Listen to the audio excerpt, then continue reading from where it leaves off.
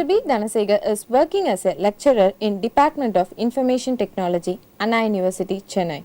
He finished his MCA from Urumu Dhanalakshmi College, Bharathidasan University. He finished his ME in Computer Science and Engineering from College of Engineering, Anna University. His areas of interest are multi-core programming and architecture, programming models, compiler, automata theory, cryptography, and algorithms. He is an expert in subjects like compiler design, formal languages and automata theory, analysis of algorithms. His research area is code generation for multi-core architecture. Welcome to the UGC lecture series on computer science. So, we have the compiler design subject as far as this particular episode is concerned. So, in the previous classes we have been seeing the derivations, the ambiguity available in the grammar, and then the left recursion and left factoring. These are the issues. So, we have actually two classes of parsing. One is the top down parsing, another one is the bottom up parsing. So, if it is going to be the top down parsing, then we must have the appropriate grammars first of all. Then only we will be able to successfully parse the grammar, the parse string, or we can think about constructing the valid parsing tables. So, here we need to know that what are the issues being faced when you are going for the top down parsers, and the issues were, first we know that we should know that there should not be any ambiguity in the grammar, and after that there should not be any left recursion in the grammar, which means that there should not be any production of the form A derive A alpha, and then there should not be any, that is, left factoring, like there should not be common that is factors across different alternates for any variable. So, if these three things are eliminated from the grammar, then we can make use of those grammars for constructing the top down parsing tables. So, here as far as this episode is concerned, we are having the top down parsing, how the strings are going to be generated or how the parsing table is going to be generated in a top down fashion. So, top down parsing means actually the parsing will try to construct a parsing table, that is output of any parsing is only the parsing table, but the parse tree. So, the parse tree can be constructed in a bottom up fashion or in a top down fashion. So, this top down parser construct the parse tree for the string whatever is to be verified, which is supposed to be there in the language of the grammar, and it is starting from the root, that is the root actually it should be labeled with the start symbol of the grammar. So, we will be keep on expanding the variables available in the grammar, but whereas we start with the starting symbol of the that is grammar. The starting symbol of the grammar is supposed to be there in the root of the parse tree, and then we will be creating various nodes in the parse tree in the pre-order fashion. Pre-order fashion means we will be taking the leftmost child and expand it, take the leftmost child of that, then expand it and keep on proceeding until a stage is obtained where we have only a terminal, but there is no variable available. Then we will backtrack and that is expand the other branches. So, that is what we call it as the pre-order fashion, just towards down. So, the root will be labeled with the start symbol of the grammar, and the rest of the nodes will be labeled with the various variables or terminals. So, if terminals are there, then that will be the leave node, and if variables are there, then it is going to be an internal node which requires further expansion. So, in every step of the top down parsing, what happens is, so we will be expanding one variable, and already I said that it is two kinds of derivations, one is the leftmost derivation and another one is the rightmost derivation. So, as far as top down parsers are concerned, they are using the leftmost derivation. So, here it is going to be an expansion of the leftmost variable. So, because of that only we claim the traversal is in a pre-order fashion, that is the tree construction is in a pre-order construction. It is just because of we are following the leftmost derivation. So, we will be having the, in each step we will be finding the leftmost variable and that gets that is expanded, and the parsing process is can be considered as the derivation which is obtaining the derivation for the sentence using leftmost derivation. That is about we are top down parser. It is constructing the parse tree from top to bottom, but that top to bottom construction itself is taking lot of expansions of the variables, but what order we are expanding the variables, it is from left to right, and the whole process, that is the parsing, can even be considered as generating the leftmost derivation for the sentence. If you are able to successfully obtain a leftmost derivation for the sentence, then we can claim that the string is there in the language of the grammar, and if that leftmost derivation construction fails, then in that case we will be saying that the string is not in the language of the grammar, saying that the reject string will be completely rejected. So, first you should look at the parsing, how things are going to happen. So, we have one simple grammar here, that is they are having two productions. One is S deriving C A D, where A is a non-terminal, and for that A we have two productions, one is A B or it is A, and let us see that is the string to be derived is C A D. So, what we should do here is expanding the root towards the that is leaf nodes is needed. First we will create a single node, and that single node should be labeled with the S, which is nothing but the starting symbol of the grammar. So, now we are having a pointer, we should maintain a pointer that will point to the first symbol available in your input buffer, that is your input in the sense that the string which we want to parse. So, two things are to be done. First you create a node which is labeled with S, second you initialize a pointer to point to the first symbol available in the given string. Now, we are expanding this root. Since there is exactly only one production for S, we have no other choice. So, we must go for expanding S by C A D. So, it is because of the production for S is C A D, and now the labels are on the leftmost child of S we have a small c, which is a terminal which cannot be further expanded, and in the middle we are having capital A. So, that requires further expansion, and the next one is small d. So, once again that does not require any kind of expansion. So, C A D is the yield so far, where A is the only variable available and the rest of the symbols are all terminals, they are denoting the leaf nodes. So, what should be the next step? So, we must go for expanding that A. Before that we must find out, so whether the leftmost there is symbol, that is a leaf node, is same as the one being pointed by the pointer in the input buffer. That is what the leftmost leaf, if it is a terminal and the symbol pointed by the pointer in the input buffer are compared. If there is no match, immediately you can reject that this is not the right choice of production for the starting symbol, and if there is a match, then we will immediately declare that the first symbol has been processed. There is a match for the first symbol and the first symbol has been processed. So, we can advance the pointer to the next symbol and continue with further expansion. Suppose if we find that the next symbol is also going to be a terminal, then once again the next symbol will be compared with the symbol from the input buffer, which is currently being pointed by the current pointer, and continue this as long as either you find a variable or there are no more symbols to be that is compared. So, here we find the C and the input symbol C are matched. So, we go for expanding this A, which is a variable, and since we have no information about what is going to be the exact string to be derived, we will be trying to find out the alternates for A. We find the first alternate for A is going to be small a b, we expand that, and now we find that there is a match for the second symbol with the second symbol from the input, there is second leaf with the second symbol from the input, there is a match, but whereas there is no match for the third leaf with the third symbol available in our input. So, we have done the correct expansion because of we had a production for A is equal to A B, but third symbol does not have a match.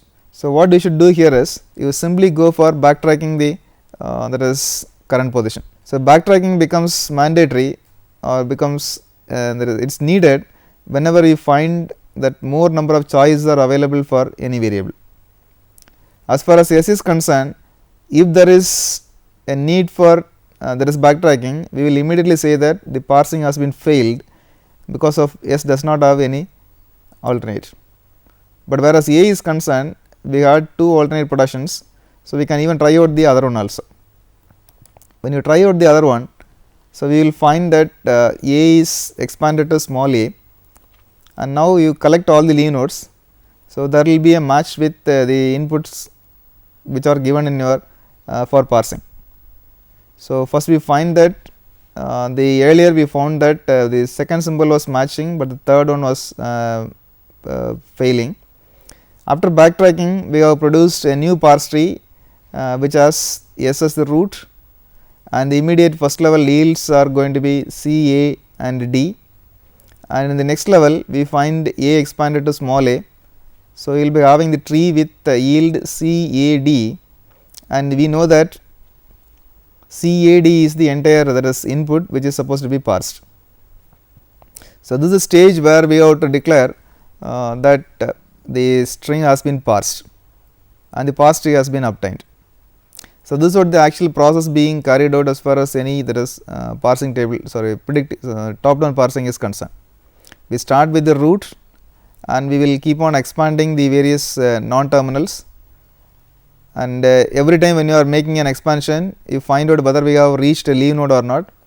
If a leave node has been reached on the left side, then it will be immediately compared with the symbol which is there in the input buffer currently pointed by the pointer, and if there is a match, then proceed further. If there is no match, immediately you say that the string is, we must go for a backtracking, and even after backtracking, if you find that no match, once again try to find out whether there is any possibility for further backtracking or not. If there is no further backtracking available, then you can declare that the string is not going to be accepted by this grammar. So, that is about the parsing process. So, actually we are having two different that is top down parsers. One is going to be the recursive descent parser, and another one is going to be the tabular version called that is the predictive parser. So, the main difference is the recursive descent parser is going to construct the parsing table, sorry, parser with the help of a set of mutually recursive procedures. But whereas in the case of top down parser, that is a predictive parser, that is implementing the parser with the help of table, where that is the stack is going to be managed by the that is the program, that is parser itself, but not by the language. But as far as the implementation of a recursive descent parser, we have only recursive procedures, and we know that what will be the side effect of the recursive procedures.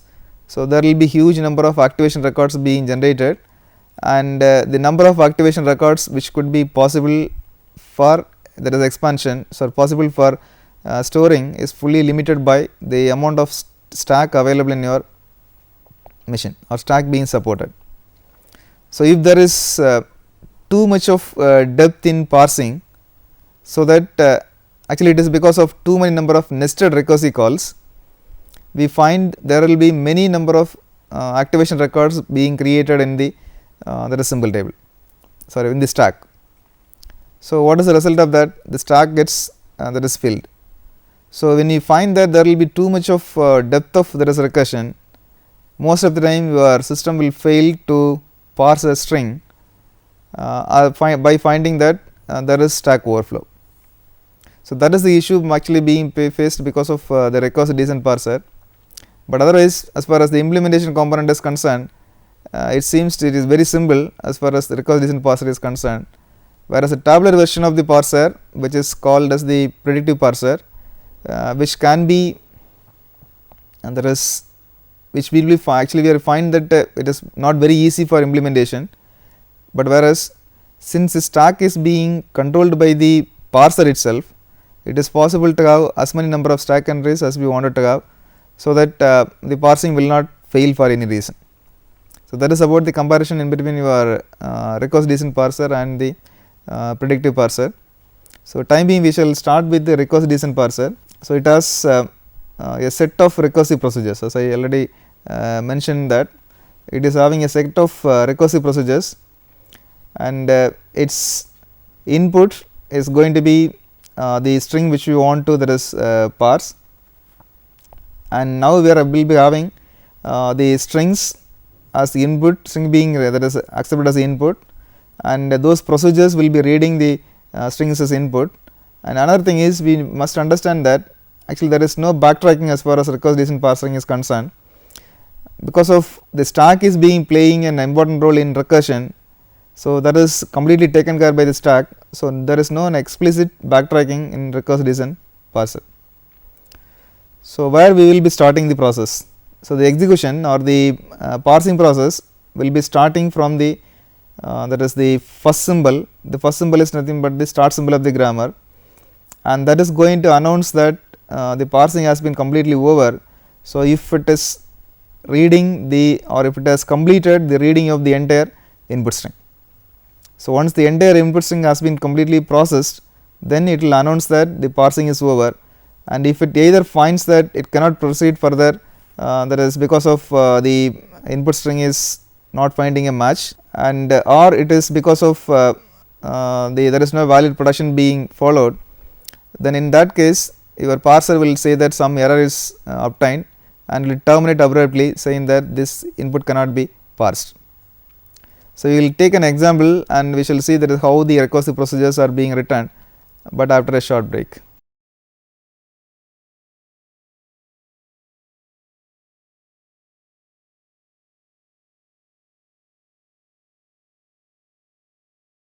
Welcome back. So, we have seen that is how the recursive descent parser has been that is implemented. I said it is going to be the sequence of that is recursive procedures being written, and we know that a grammar means we will be having a set of productions, and since it is going to be a top down parser, first of all we must eliminate the ambiguity available in the grammar. If you wanted to have a successful parser, then there should not be any ambiguity available in the grammar, and the next one is there should not be any left recursion, and the next one there should not be any left factoring. So, after eliminating all these things, we will be having a production, there is a collection of productions in which we will find some number of variables and terminals on the right hand side of each variable. So, now every variable is actually what they refers, or that is what they that is represent.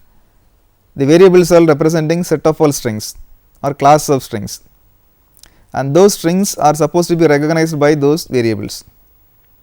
So, every variable in the grammar will be now considered as a procedure or as a function, so that they will be capable of recognizing the set of all strings. So, first you find out whether the grammar has ambiguity.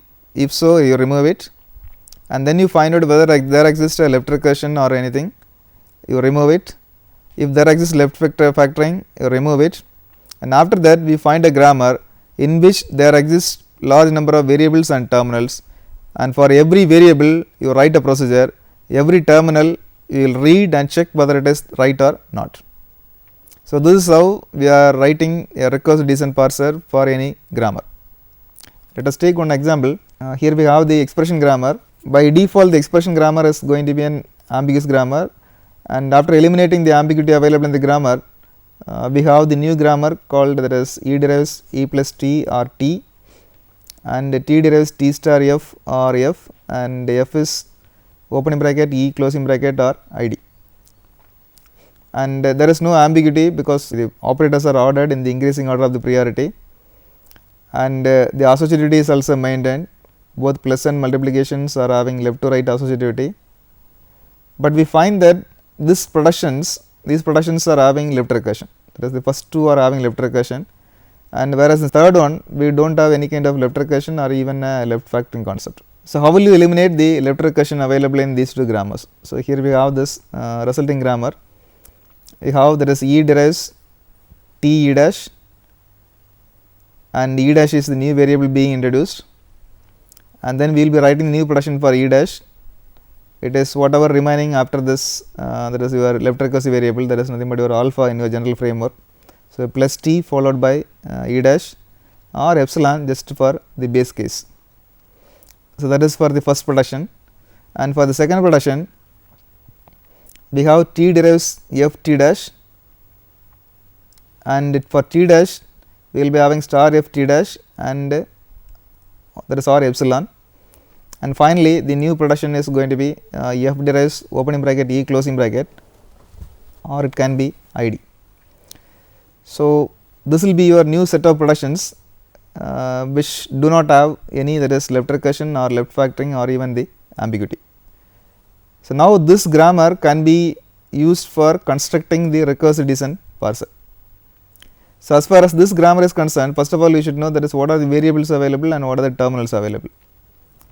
So, here we have E, T, E dash, F, T dash, these are the variables available in the grammar. So, for every variable we must write a procedure which is mutually recursive.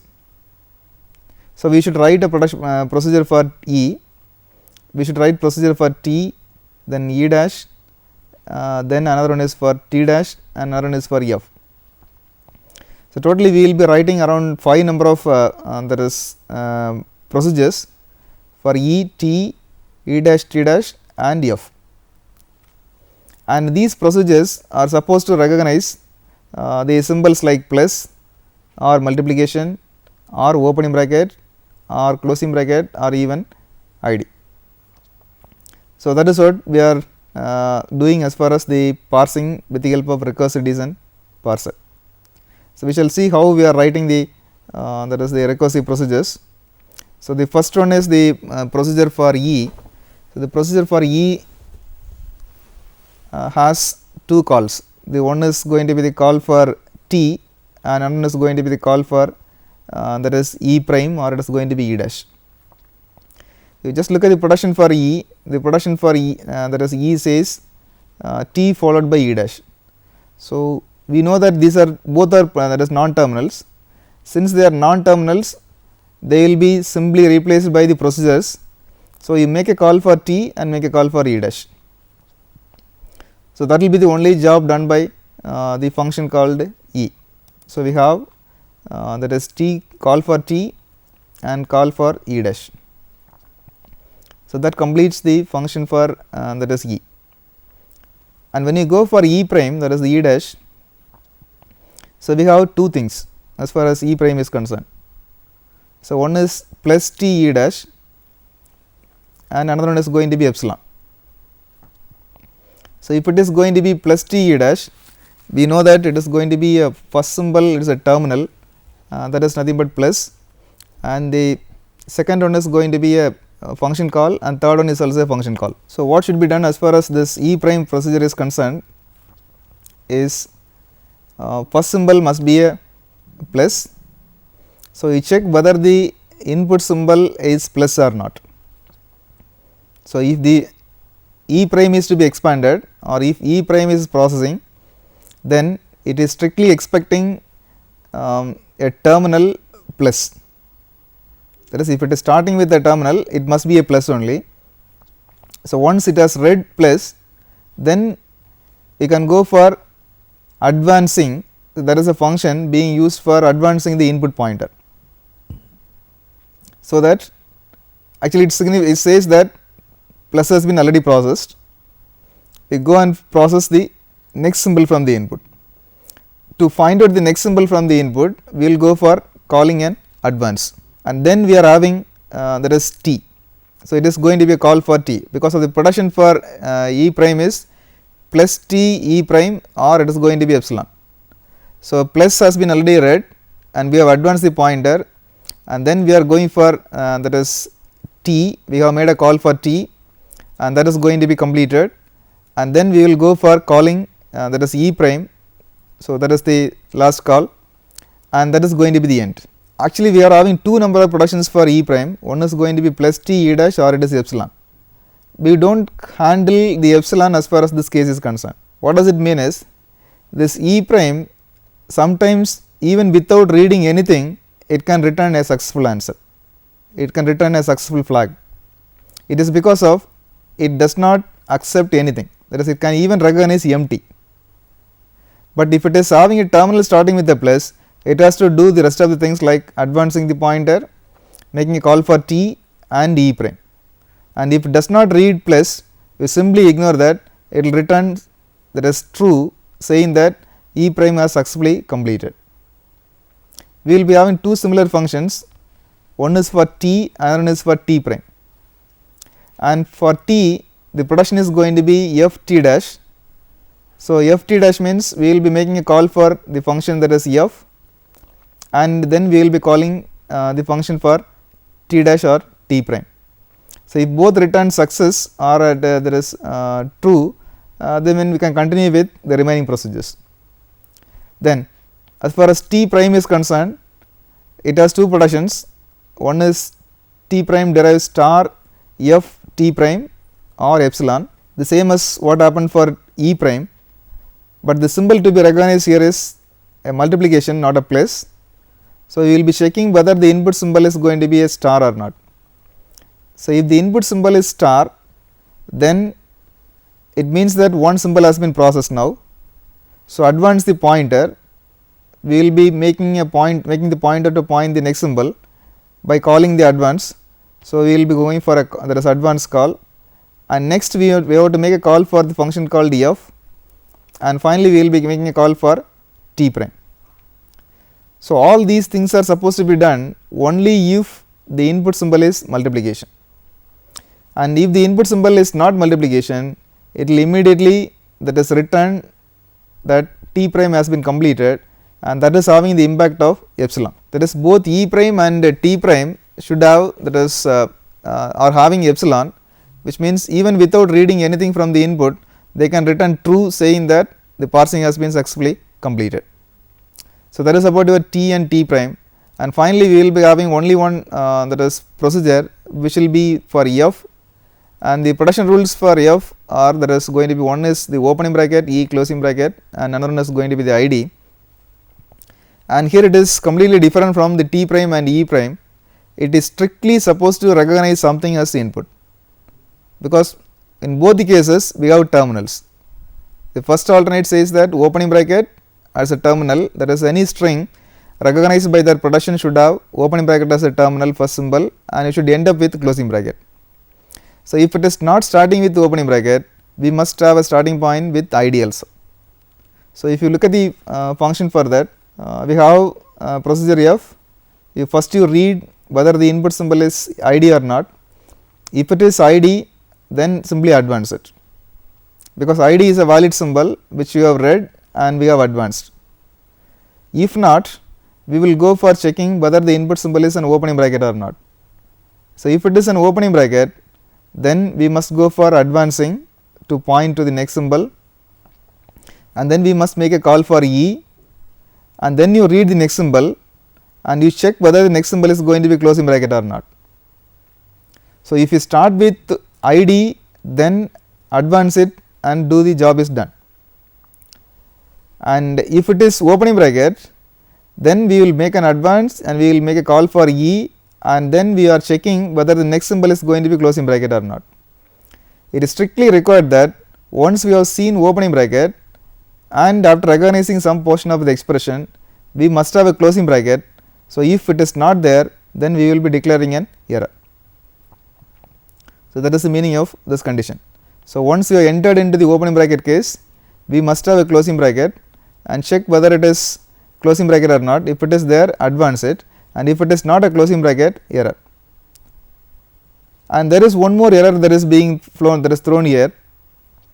It is either the input symbol must be ID or it should start with ID, that is opening bracket. If neither case is true, then it cannot be a valid expression at all. So, that is the reason why we have another else error. So, two places where we will find an error.